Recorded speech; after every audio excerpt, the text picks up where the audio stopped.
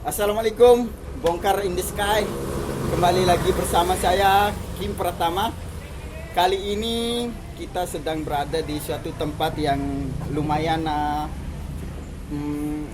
hits, populer di kalangan kota dan Kabupaten Bima. Jadi kali ini kita udah kedatangan narasumber kita yang luar biasa cantik, inner beauty-nya luar biasa sekali. Langsung saja di samping saya sedikit. Ini review. Ini adalah calon dokter muda kita. Ya, langsung saja, namanya Nila apa tadi?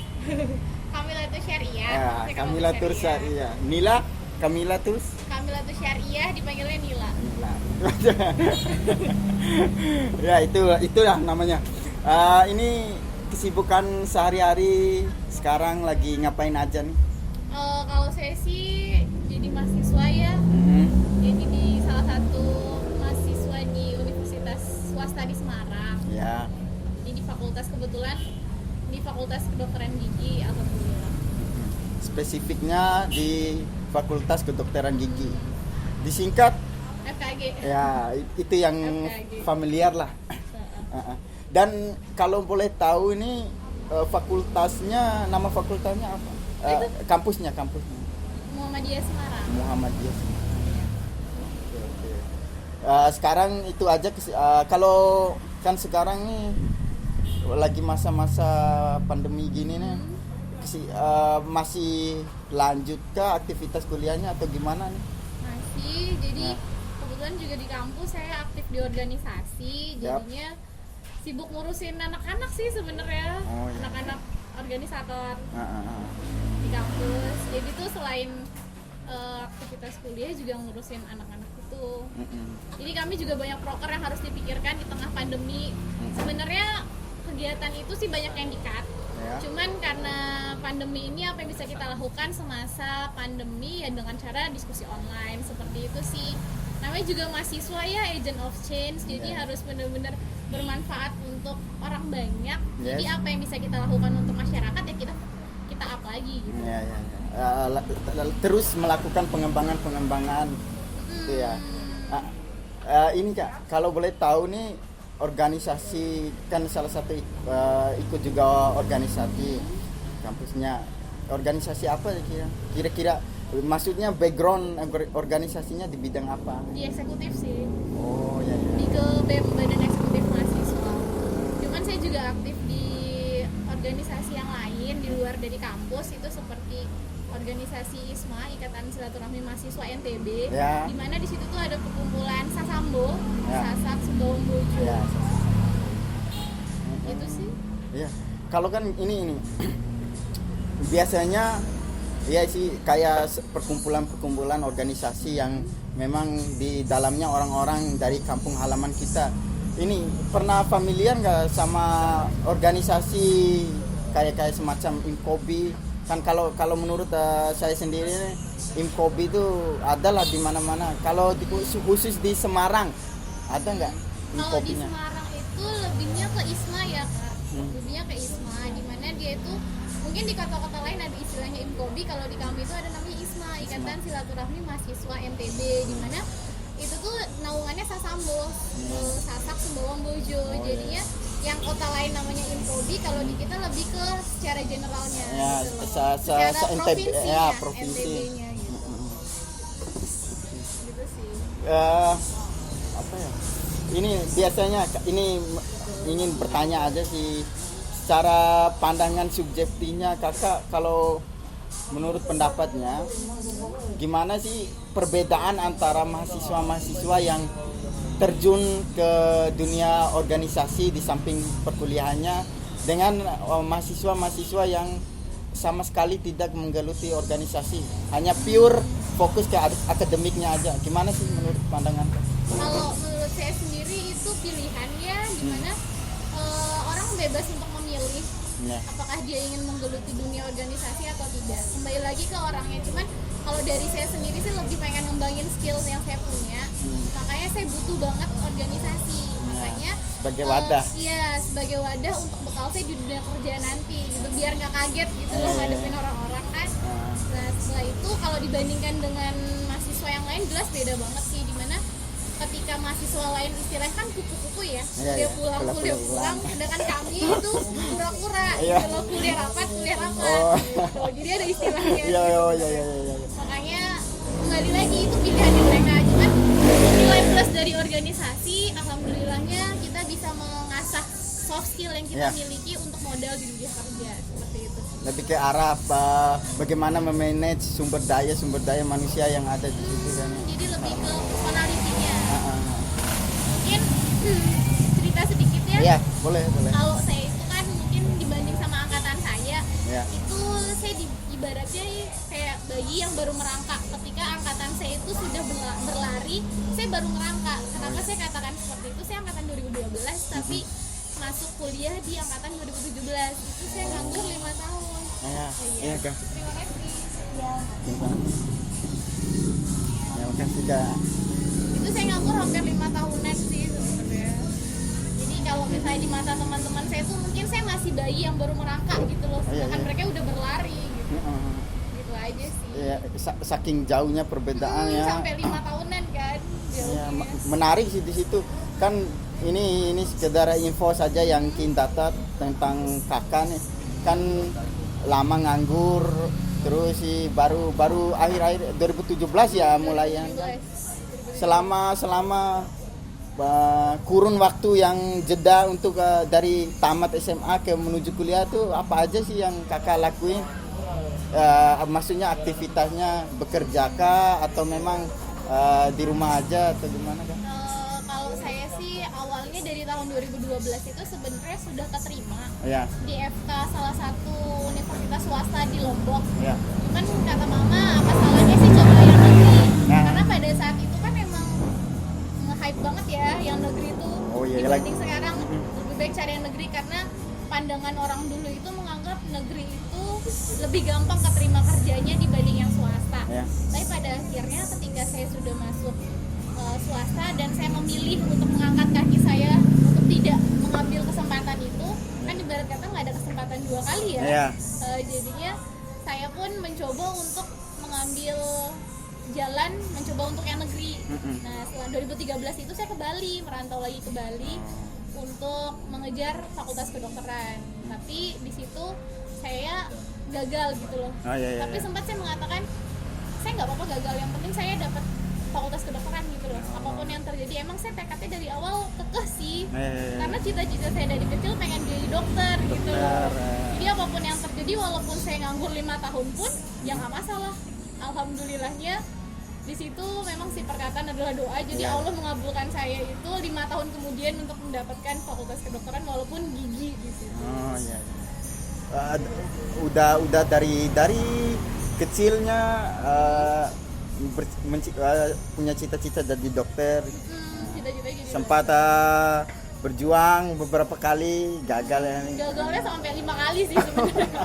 Iya, Jadi iya. udah nggak bisa ngambil yang negeri kan ada batasannya ya. Oh. Kan negeri itu ada batasan untuk masuk fakultas kedokteran. Ya. Jadi ketika saya udah nggak bisa ambil yang negeri, ya mau nggak mau tetap ambil swasta. Dan di situ saya disadarkan bahwa ternyata nggak ada bedanya antara negeri sama swasta.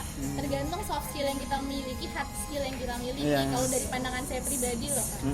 Seperti itu sih. Dan aktivitas saya selama di Bali itu, selain mencoba fakultas kedokteran yang ada di Bali, itu saya mencoba untuk menjadi entrepreneur. Ya, Dimana ya. saya di situ belajar untuk belajar bisnis.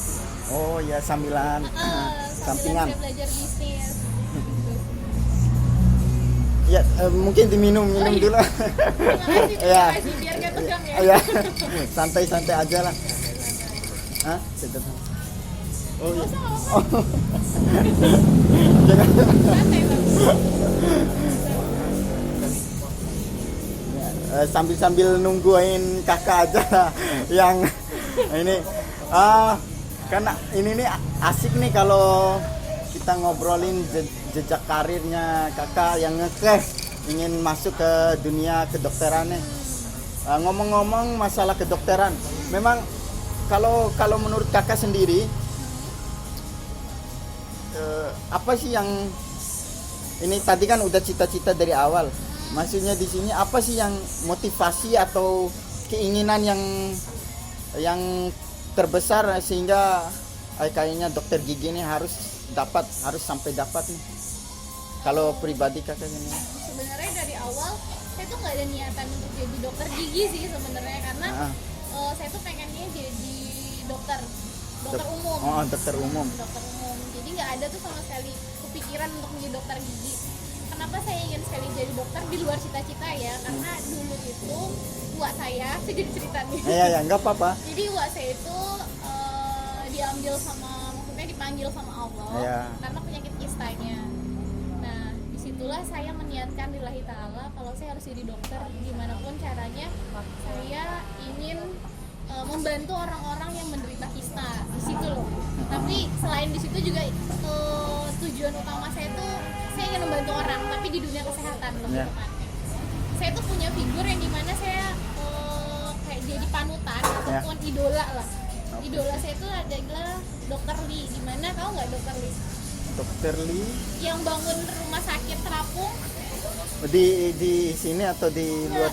Jadi dia tuh kerjanya di seluruh Indonesia. Jadi dia lewat rumah sakit terapung itu dia memberikan pengobatan gratis.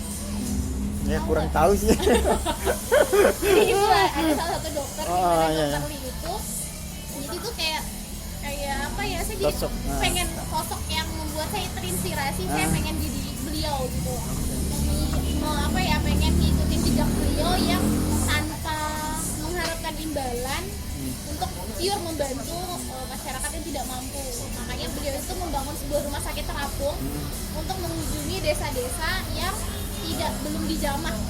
Yang kesulitan transportasinya dan lain sebagainya, terlalu ke dalam mungkin, kedalaman. Yang untuk pengobatan lagi itu susah gitu. Mereka nggak punya uang untuk berobat. Makanya dokter Lee itu mendatangi orang-orang yang tidak mampu seperti itu. Nah, itulah sosok yang membuat saya terinspirasi. Ya Allah, Masya Allah, dokternya baik banget gitu ya. Apa mungkin saya bisa jadi kayak beliau memberikan pengobatan gratis gitu. Ya, berawal dari situ ya berarti. Kalau ini untuk kalangan awam nih kan Kim sendiri kan ini nih awam-awam kalau masalah dunia kedokteran gini nih. Yang menjadi perbedaan antara dokter umum sama dokter gigi atau dokter saraf mungkin dan lain sebagainya itu kira-kira apa sih? Jadi tuh dokter gigi sama dokter umum itu sebenarnya dokter yang berbeda ya. Dalam arti ketika masyarakat awam menganggap kalau dokter gigi itu spesialisnya, ternyata itu bukan. Nah, ibaratnya dokter gigi itu ada istilahnya dokter gigi, bukan istilah sih, dokter gigi umum.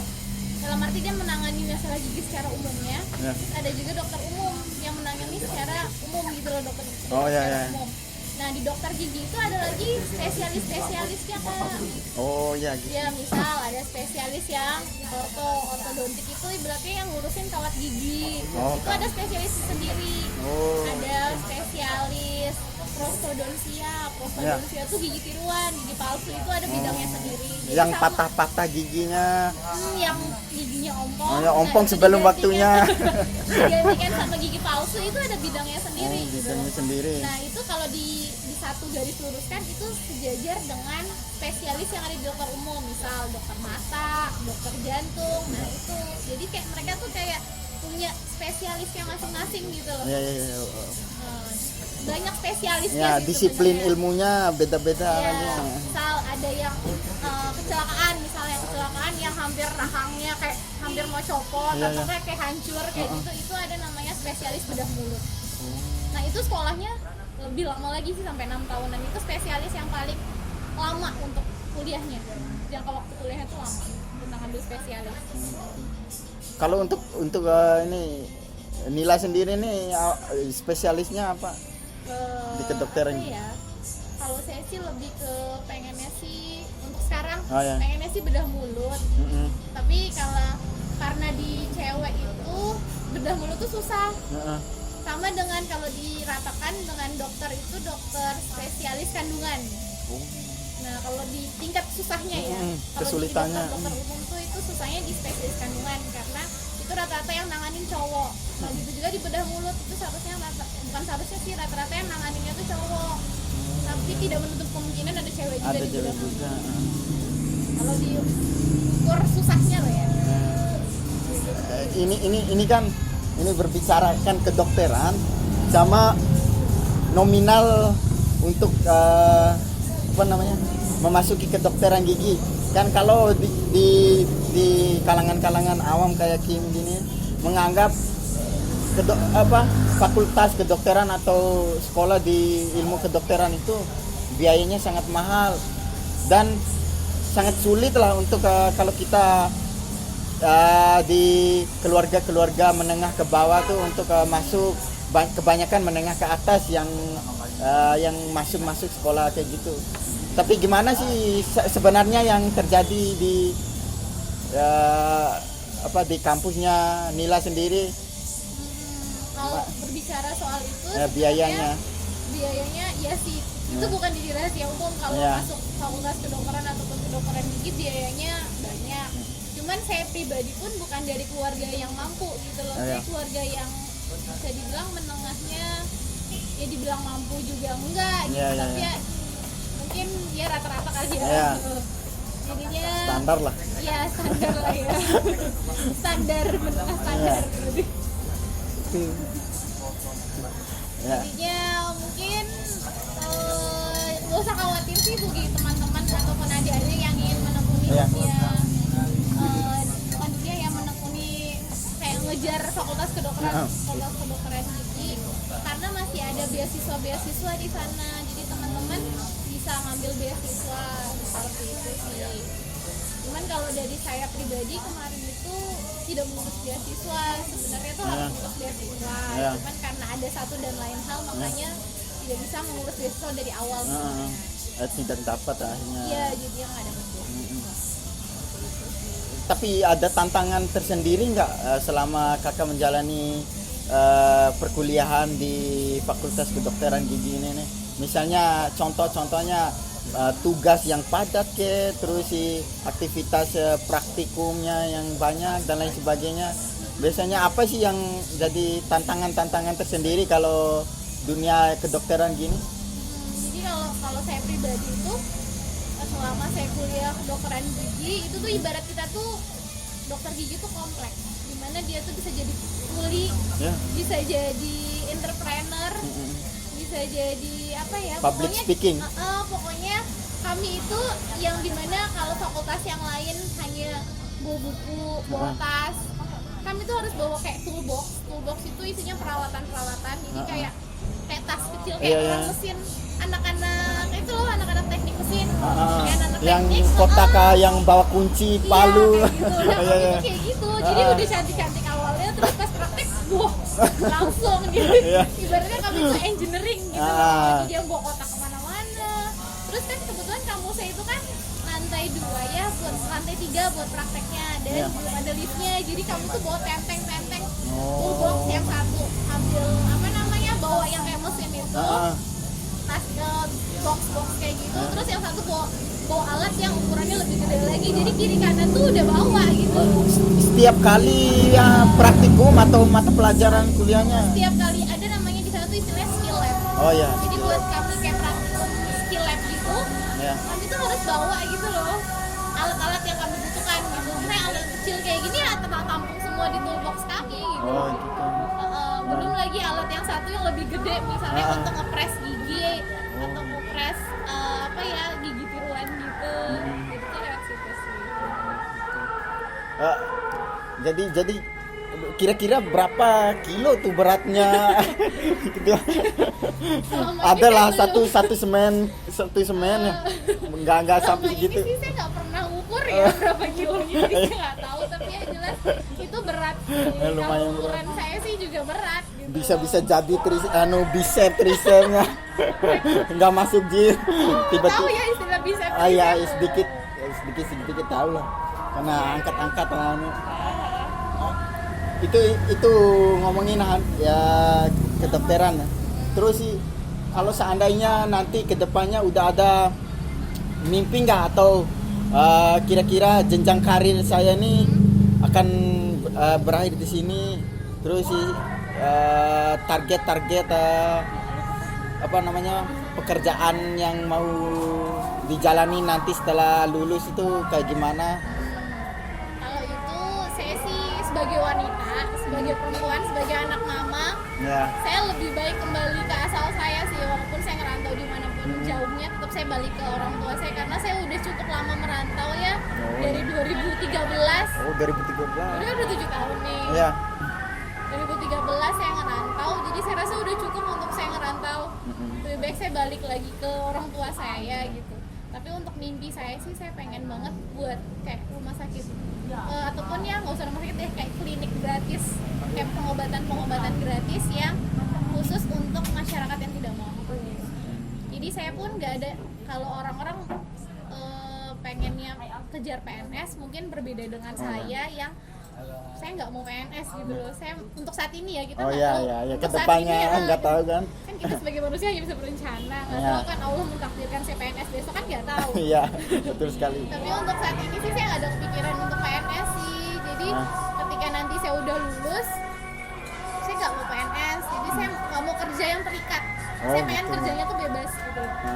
Saya pengen kerja bebas. Saya pengen kerja di pelosok-pelosok, di mana orang-orang lebih membutuhkan saya ketimbang di kota besar. Iya. Seperti itu sih. Jadi kalau Kim nanya sayanya pilih kerja di kota atau di desa, sih lebih baik pilih di desa. Lebih ke desa. Walaupun saya harus merantau, bukan merantau kan, tapi balik ke rumah kayak ngelaju aja Iya, sih. iya, di sekitaran daerah-daerah pelosok yang memang tidak diketahui banyak orang. Belum terjamah kesehatannya kali ya. Ini kalau ngomongin dokter gigi nih, karena banyak tadi kan ada sempat disiplin ilmu yang memang spesialis bagi kawat-kawat gigi yang pasang behel-behel gitu. Kan sekarang tuh marak-marak beredar yang KW behel-behel yang palsu. Apakah berbahaya nggak sih kalau behel-behel gitu untuk kesehatan gigi? Iya. Sebelum itu saya takutnya dinonton sama Oh, dosen iya. saya. Dinonton sama Iya, dosen iya. saya minta maaf dong. Mungkin saya belum kapasitas saya untuk Iya, tapi untuk sharing. berbicara lebih banyak. Tapi dari hasil yang saya pelajari, ilmu Ya. yang dikasih sama dokter-dokter saya, itu jelas berbahayanya, di mana itu ada istilahnya kortugi. Ya. Kortugi itu korban tukang gigi. Oh, iya. Jadi karena mereka lah yang banyak menimbulkan masalah gitu loh. Ibaratnya kami tuh yang memperbaiki masalah dari yang mereka buat Iya, gitu. mereka yang Nambah dalang ya, masalah gitu loh. dalang dari masalahnya nih. Iya, jadinya kortugi itulah yang ke kami kebanyakan. Iya. Misalnya ada yang misalnya behel itu kan bracket ya, kalau istilahnya kan bracket. Bracket itu tuh sebenarnya nggak murah gitu loh. Iya. Jadi ada range-nya, ada harga-harga Iya. tertentu yang ketika tukang gigi menawarkan itu 500 sampai 700, itu tuh nggak segitu harganya gitu. Lebih atas Ya, lagi. itu tuh kalau bisa dibilang jutaan lah ya. Oh iya, jutaan. Sebenarnya kalau masalah dokter gigi itu, sebenarnya kami itu kenapa dokter gigi mahal? Iya. Nah, sering kan? Ah. Sering dengar ya dokter Iya. gigi itu nggak mau ke dokter gigi kan mahal. Ah. Mending ke tukang gigi. Iya, Pilih gitu. yang murah gitu. Tapi Kalau- mereka malah milih yang murah, yang ada mereka itu kayak nambah masalah gitu loh. Oh. Mereka nggak hanya di Bima sih sebenarnya, di kota-kota besar pun masih banyak orang-orang awam yang kurang edukasi tentang bagaimana sih pentingnya kesehatan gigi dan mulut, bagaimana sih pentingnya merawat gigi. Iya. Mereka lebih memilih untuk estetik, mereka memilih untuk kecantikannya dia tanpa memikirkan kesehatannya dia. Iya, itu yang banyak tuh. Yang ya modal gaya aja lah. Iya, yang modal penting gaya. kesehatan atau apa namanya kegunaannya dikesampingkan dulu. Yang penting modal Itu gaya. kita nggak tahu ya caranya tukang gigi itu seperti apa. Yang bilang kalau tukang gigi itu pasang bel hanya sehari ataupun 2 hari misal. Iya. Nah itu tuh buat pasang bracket pun itu harus ada kontrolnya tuh berkali-kali gitu loh. Iya.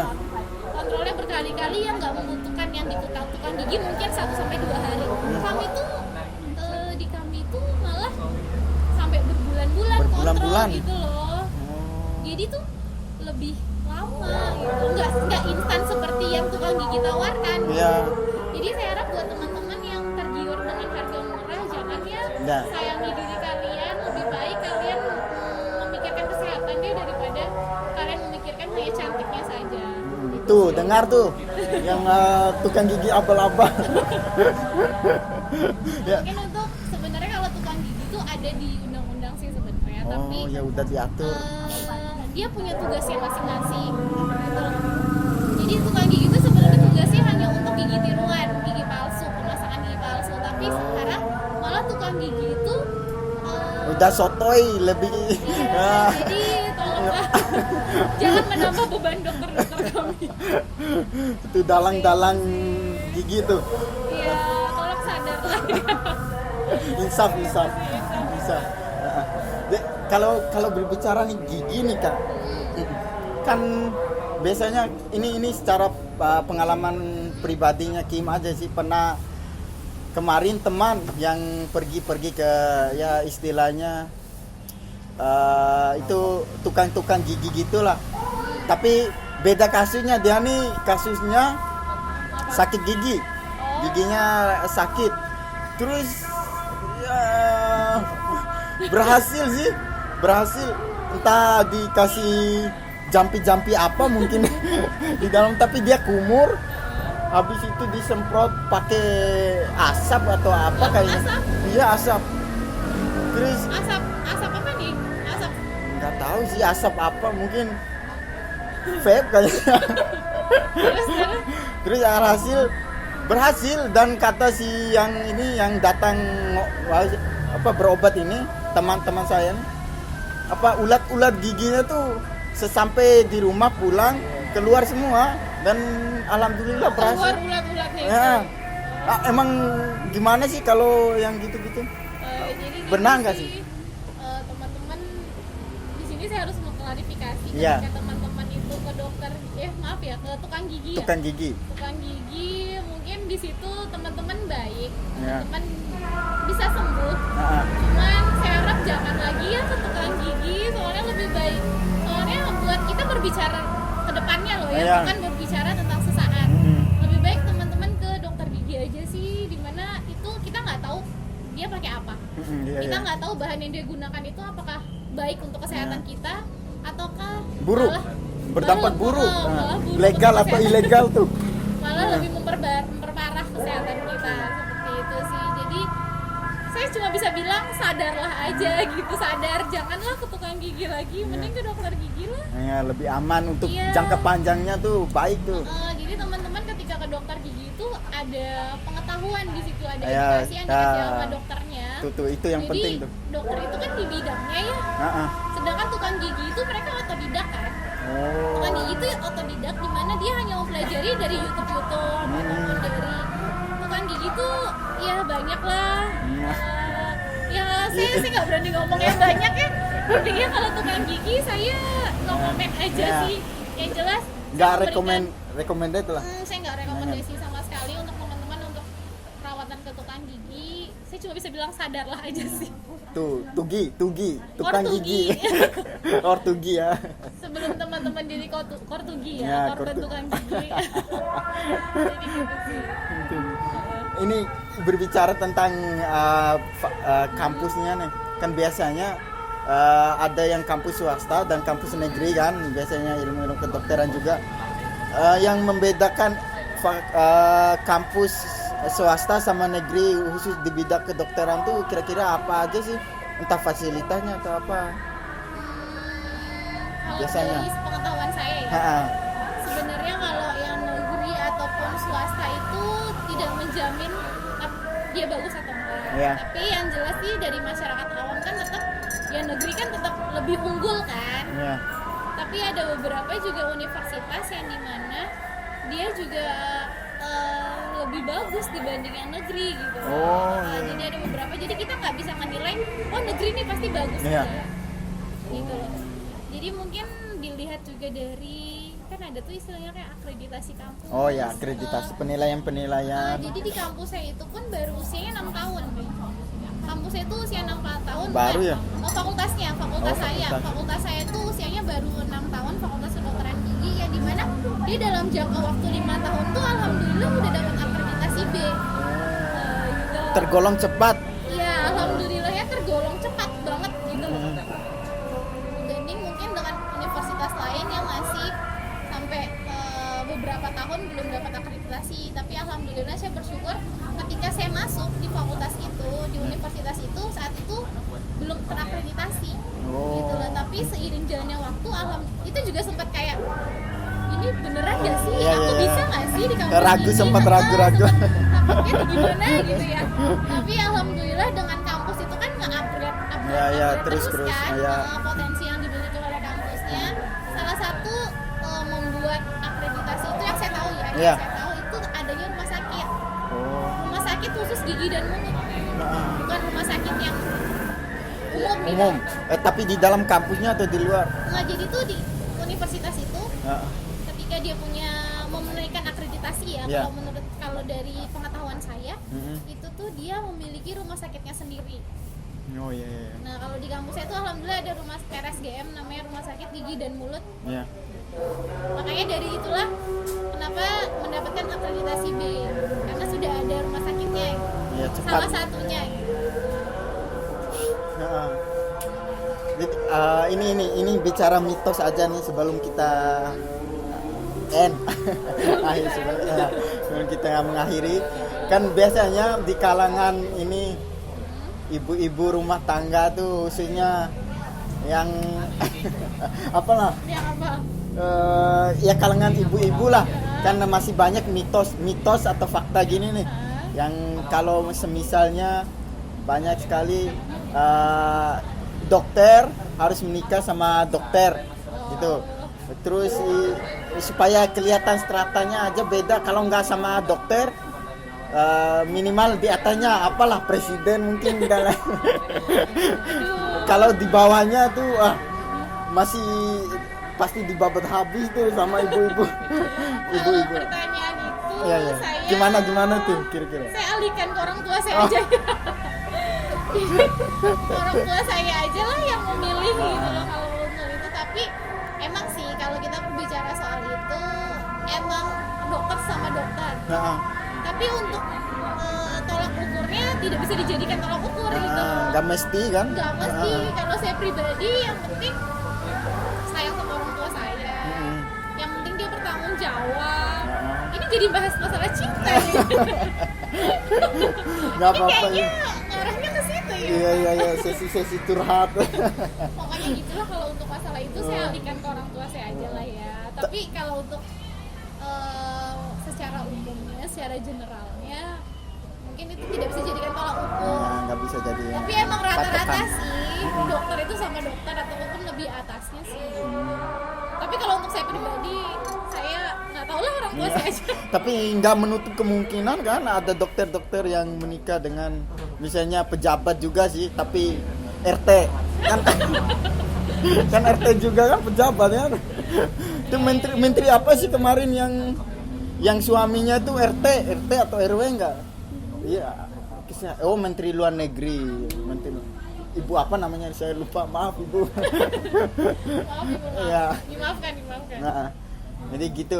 Tapi khusus si Nila sendiri nih, kriteria nanti spesifik untuk pasangan atau cowoknya nanti itu kira-kira apa sih?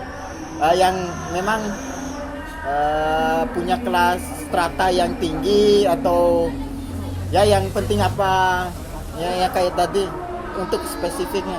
Oh, ini jadi bahas cinta ya jadinya ya. Oke, baiklah saya jawab. Hajar. Oke, saya jawab.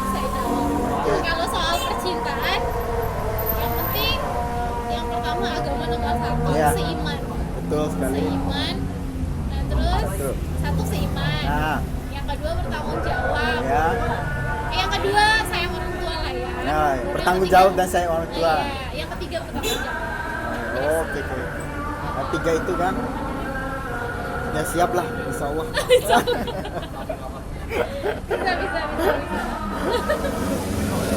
Ya untuk akhir nih, kira-kira untuk adik-adik ke generasi nanti yang mungkin sekarang atau di bawahnya nanti yang sekiranya ingin masuk atau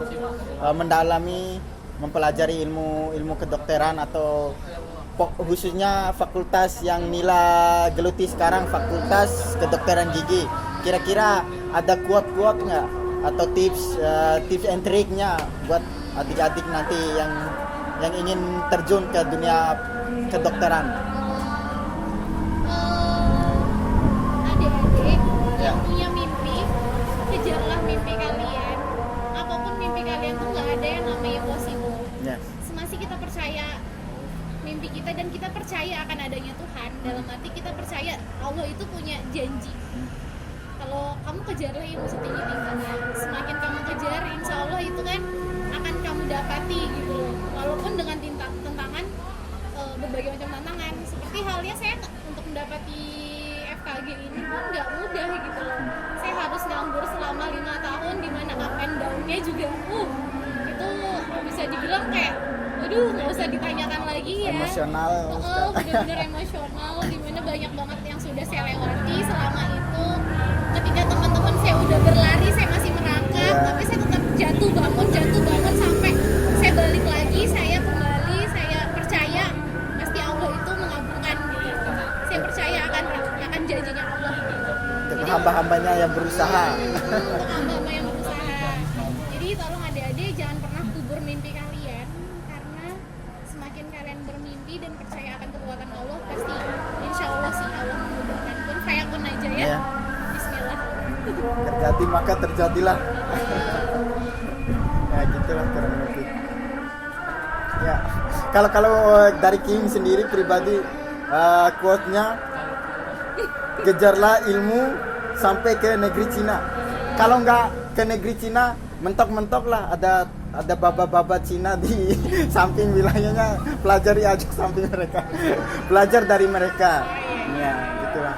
Mungkin sekian dulu ngobrol-ngobrol kita pada sore hari menjelang malam yang begitu indah ini. Terima kasih kehadirannya untuk saudara Nila, sahabatannya untuk datang ke channel kita. Nah, Jangan lupa apa? Ini. Jadi saya ingetin ya. Enggak, ya bagus. Nama Instagramnya. Nila 2807. Oke, Nila 2807. Langsung. Nanti ditulis aja kan ini. Iya, langsung ada tulis. Jangan lupa kepoin ya Instagram Nila. Jadi sekian Ini dulu. mau kepoin mau ngapain? Enggak, follow aja siapa tahu.